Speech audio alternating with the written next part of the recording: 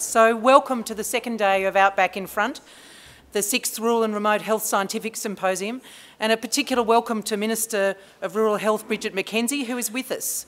Thank you again to AREN, FRAME, PCRIS and the National Rural Health Alliance for organising us together, and a particular thanks to UTAS and for those of you who made it to the marvellous dinner last night. I am very sad to report that some of our beautiful sculptures, which I had put on the side so that we could put them on the stage and taunt those that didn't go to the dinner with what the great time we'd had, but unfortunately they appear to have been recycled. I also want to acknowledge the 20th anniversary of the Aboriginal and Torres Strait Islander-led and focused health research, which we celebrated last year, as you remember, with the establishment in 1997 of the 4 CRCs looking specifically at Indigenous health research.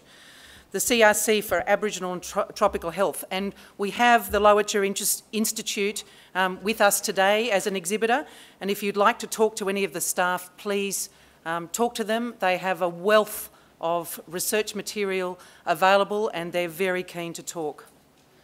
It's also, as we mentioned yesterday, 20 years since the first UDRH arrived in Broken Hill.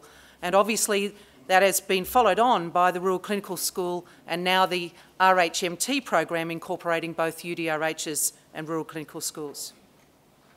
I'd like to quickly reflect on some of the themes that came out of yesterday. And there were a number of clear themes that emerged through the day. And the first one, and perhaps probably the most important one, is that communities should have, and the words was used yesterday repeatedly, were the locus of control and have a say in decision-making on their service needs and health care. And secondly, we discovered that between 2000 and 2014, that an average of 1.1% of NHMRC-funded research was acquitted to rural health research. Obviously, with a third of the population and a demonstrated health differential, this statistic is both confronting and unacceptable. On the converse, we thank the government and Bridget for her part in the establishment of the post of Rural Health Commissioner. And we were very fortunate to have Paul give us his time yesterday. And the sector is very keen to work with Paul to extend rural generalists and rural generalists in training to our other key rural health workforces: nursing, allied health, dentistry, optometry, and Aboriginal health workers. I think it was without doubt evident yesterday that we need fit-for-purpose career pathways for the whole team. It is also clear that there is appetite in the rural health sector for true rural health reform. And it is clear that researchers, many of us based in rural areas in the Rural Clinical School and UDRH infrastructure, stand absolutely ready to grapple with our communities with the very tricky issues around service access and workforce supply, because they, and as we heard eloquently yesterday, are our day-to-day realities and they are impacting on the health and well-being of 30% of Australians. So in that vein, I'm so keen to welcome Minister for Rural Health, Senator the Hon Bridget McKenzie. Bridget is the current Deputy Leader of the National Party. She has represented Victoria in the Senate since 2011 and is the Minister for Rural Health, Sport, very important at the moment, and rural and regional communication, absolutely pivotal to rural health. Bridget herself has strong rural credentials. She was born in Alexandria, Victoria, grew up in Benalla. Her mum was a primary school teacher and her father was a dairyman. She studied at Deakin University as a mature age student. She's done it the hard way. She studied in applied science and teaching. She's taught physical education and mathematics, both in Gippsland, and she's worked for Monash. She has lived the experience as a rural person who has taken on tertiary education and who is there to make a difference. Very importantly, she is a proud supporter of the Vixens and she is a proud supporter of netball. And we all should join with Bridget supporting the Australians as they take on the Kiwis on Friday. And if they succeed, then obviously through to the grand final. And she is passionately keen to see Australians involved in sport in a participatory way. So without further ado, I welcome the Minister.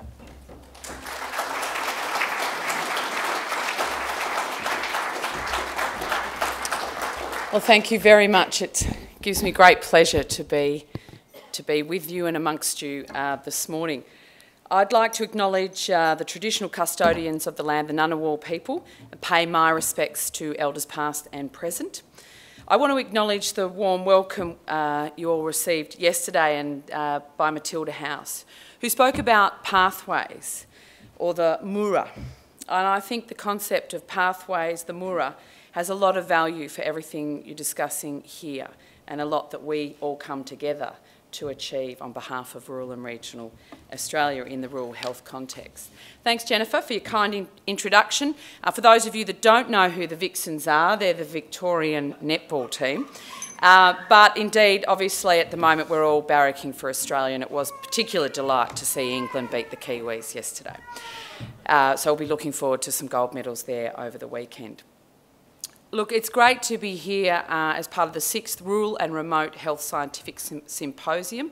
Your plenary session this morning is on closing the gap, and my colleague, the Minister for Indigenous Health, Ken Wyatt, is unfortunately unable to attend today, but he does send his best wishes.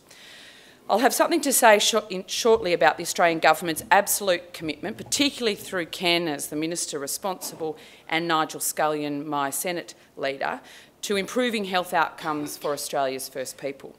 But can I start by saying, as someone that was born and bred in country Victoria, I absolutely share the goals and aspirations of the National Rural Health Alliance. It's a great privilege, it's my deep honour to serve the 7 million Australians who don't live in capital cities, who live in rural and regional Australia, and it's my job to develop and implement policies that improve their health and wellbeing. People living in rural and regional Australia make an enormous contribution to our nation that often goes unrecognised or acknowledged, to our economy, to our cultural identity and our national character. They deserve the same access to high-quality healthcare services as those living in capital cities. And I know every single one of you in the room today is committed to that outcome, and I'm focused on working with you to improve the capacity, the quality and distribution of health services to ensure the sector gets the attention and resources it deserves and needs to deliver on our joint mission. The Coalition Government has a clear plan to improve health outcomes in rural and regional Australia. It's multi-pronged, comprises of a strategic and long-term commitment. If people living in country areas are to have access to health services comparable to those living in major centres, we need to build and create a sustainable health workforce in our regions. Number one, A, B, C, D and E for me is to actually ensure that we have people that want to, that enjoy, that are prepared to deliver high quality health services to those living outside capital cities. It means making it easier for young people, such as the young school leavers from Western New South Wales or the goldfields of Western Australia, to complete their medical training without having to move to a capital city. The evidence tells us, I mean, we're all science-based here, including myself, the evidence, we can't run away from what the research tells us about what works. When students complete the majority of their training in a regional setting, they are more likely to stay in the country to practice. It too means offering incentives for doctors and other health professionals to live and work in country areas so they can know what we all inherently know and believe, that it's not a bad thing to live, work and grow up in a rural and regional area. We're focused as a government on creating the settings to make this possible. We're supporting the health workforce and investing in areas to address health issues that specifically affect those people living in rural and regional areas. Our rural communities are incredibly resilient. We know that, but I get a little tired of people using that as an excuse on not to back us. You know, but we're not unbreakable, I think, is probably what we always need to follow that sentence with. Droughts, flood, isolation can test the most seemingly unbreakable of spirits. And so, as a government, we're investing in the mental health for people living in rural and regional areas and utilising technology and innovative approaches to overcome the tyranny of distance. I haven't quite worked out bifocals, so I've got to do that. ageing. As part of this, we're investing in a range of initiatives to make it easier for people in country areas to find a pathway, a mura, to be more active, to have healthier lifestyles. Not just eating healthy food and making healthy choices, but making it easier for them to connect into physical activity and sports. Because what we do know, sport and physical activity does assist our physical health, but increasingly the body of research around its impact on our mental health is overwhelming. So we need to ensure that Australians are finding physical activity that they can connect with. And this will give Australians in the rural areas, particularly younger Australians, the tools they need to make choices to lead longer and happier lives. I know following my address you'll have a discussion about improving the health outcomes for Aboriginal and Torres Strait Islander people.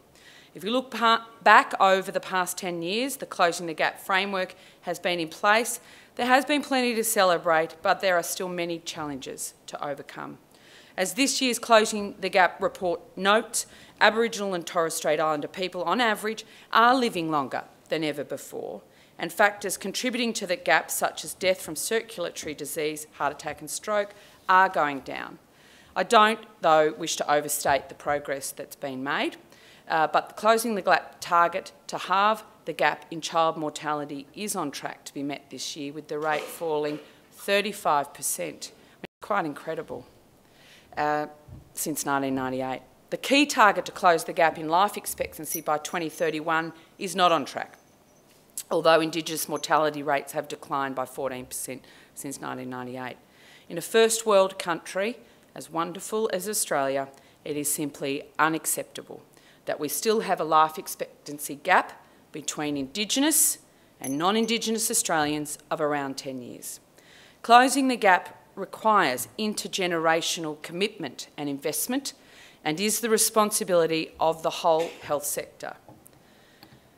It also requires a commitment to economic empowerment. If we look at what the determinant around health outcomes, it is around median income levels, right? It is around educational attainment. So we need to be working right across government and community to ensure that all those factors, causal factors impacting on health outcomes, are being addressed. On Tuesday, Minister Wyatt gave a keynote address on Aboriginal health to the Centre of Independent Studies in Sydney. He acknowledged the progress being made, but spoke extensively about the coordination and effort required to combat debilitating and deadly conditions. He said, and I quote, "We need to be fully committed to sitting down and listening, hearing what's being said, making the changes needed to improve outcomes, and continuing to invest in programs at a local level." The Commonwealth Government is committed to funding organisations across the country that provide comprehensive primary health care to Aboriginal Torres Strait Islander clients. We're investing in around 180 such organisations, and of these, around 140 are Aboriginal community-controlled health organisations, some of which I'm sure are represented here at the Symposium and are integral alongside Indigenous leaders to overcome health challenges. The health of First Australians is everyone's business. Together we must celebrate the milestones, but it is crucial we continue to look carefully at the challenges and the poorer aspects of health which remain. 20 years ago, Australia's faced a nationwide health workforce shortage. Concerted government efforts of all persuasions over the past 2 decades have successfully addressed this, and now there are indications by 2030 Australia may have as many as 7,000 doctors. But as you all know, rural and regional Australia does have a doctor shortage. Indeed, there are maldistribution issues across the wider health workforce in rural and regional Australia. The government, through both the Departments of Health and Education, is currently undertaking a comprehensive assessment of the distribution of medical school places and training. This involves considering existing workforce modelling data, 2 decades of workforce distribution policies, which clearly still have left us with a maldistribution, the expansion of higher education places, and our priority areas to address the uneven spread of medical professionals across regional, rural and remote communities. This assessment will inform future decision-making. I like to make decisions based on evidence and data, but we need to have it so that we can actually make those decisions. But we're not sitting on our hands even while we wait for that particular work to be completed. In the meantime, we're investing over $28 million in 26 medical training hubs across the regions. These are part of the integrated rural training pipeline and will provide training opportunities for doctors at all stages, from medical school right through to vocational training. The benefits of investing in these hubs is obvious. More medical students will be able to stay in rural communities instead of being forced to go to big cities where the bulk of training now occurs. That will allow them obviously to make greater connections and to see a real connection between their current practice in the regions and the training they're receiving. The government will also fund primary care rotations for interns as part of a rural-based intern year through the Rural Junior Doctor Training Innovation Fund. This will improve local training capacity by looking for innovative ways to train junior doctors in primary care settings and improve the continuity for rural doctor trainings. And we're also making substantial investments in postgraduate medical training through the Australian General Practice Training Program and the Specialist Training Program, both of which have significant rural training targets. We know we have to also look at data which underpins all this. And as a result, the government has established the Distribution Working Group to review equitable rural health distribution models and provide advice on how to attract more health professionals into the rural areas. And I will be relying a lot on that particular group's advice over coming months. The recommendations provided by the working group will inform future rural health policy. I should have read that next sentence, Ruby, I'm sorry. We are committed to investing in workforce and training opportunities in rural and regional Australia as it provides doctors from the bush a pathway, Moora, to stay in the bush, leading to stronger retention of health professionals and better health outcomes for the community they serve. In 2016, we as a government made an election commitment to appoint a National Rural Health Commissioner. And I'm really pleased to have delivered on this, and anyone who's met John Worley will just, I mean, hey, the nods, right? What an inspired appointment by my predecessor. He is so passionate about delivering in this space. So please, he is your conduit, he's independent, make your voices heard to him, beat a pathway to his door. His highest priority that I've tasked him with has been to deliver a plan for a national rural generalist pathway. This will help to address the serious issue affecting the rural health sector, the lack of access to specialist doctors in rural, regional and remote communities. The appointment of Professor Worley is integral to achieving this outcome and championing rural practice.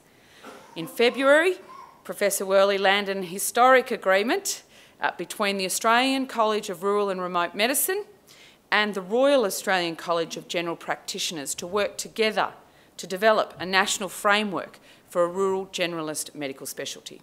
The two colleges will now work together to create the foundations to build a strong, sustainable and skilled national medical workforce to meet the needs of our rural and regional communities.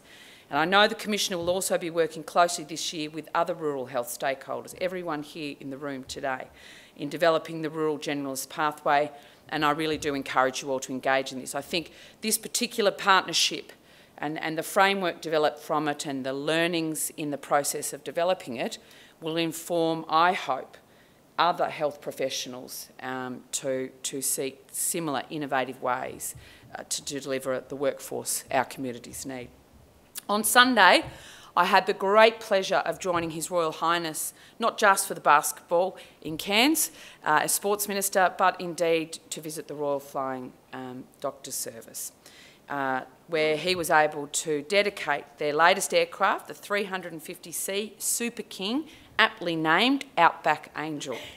While we were in Cairns, we actually had the opportunity to speak to Lynn French, who's on Gilberton Station in far north Queensland, who not really, we'd sort of set up the teleconference to sort of talk through somebody that uses the Royal Flying Doctor Service. The Royal Flying Doctor Service holds their regular field days at that particular station, etc. So that was all sort of set up weeks in advance. But as if sort of like this object lesson, that very morning Lynn's daughter had fallen off her horse, didn't know whether she'd busted some limbs or the ribs or the shoulder, and had actually been airlifted to Townsville.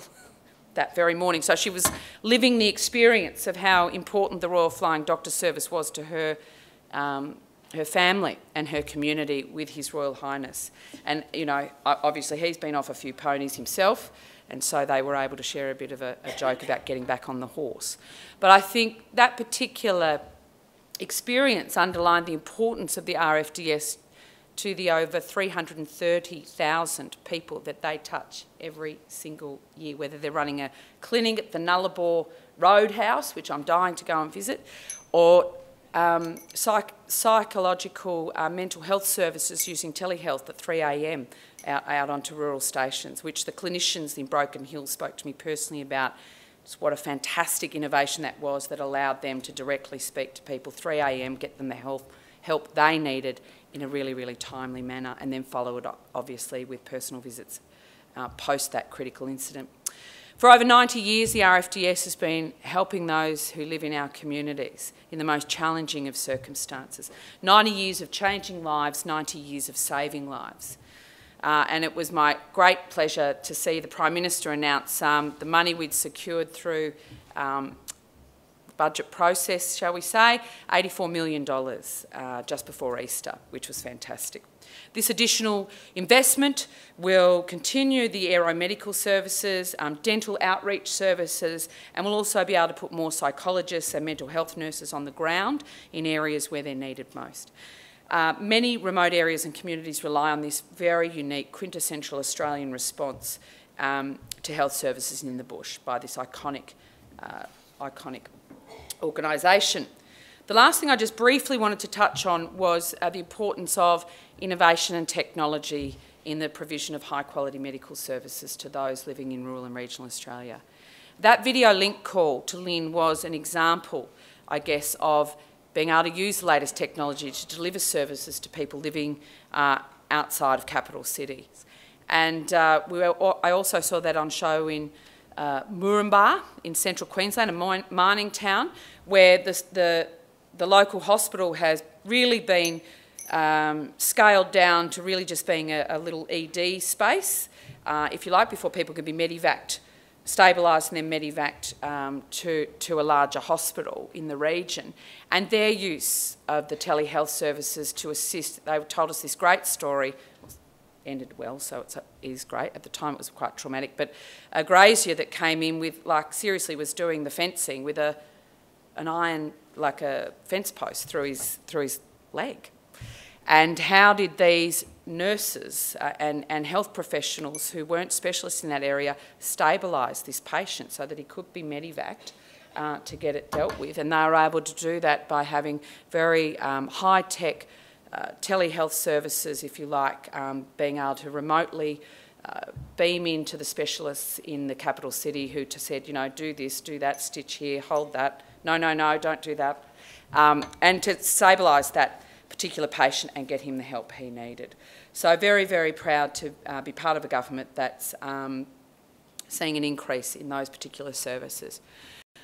In conclusion, the Australian government believes all Australians, and me particularly as Deputy Leader of the National Party, that no matter where you live in this great country of ours, you should have access as right of citizenship to high quality and timely health services. And we will continue to make significant investments in rural and regional health to further strengthen the system. We will continue to take a holistic approach to improving health outcomes in country areas, and we are committed to responding to the needs of local communities to ensure that location is not a barrier to accessing high quality healthcare. Thank you very much, and I look forward to hearing the outcomes of your symposium.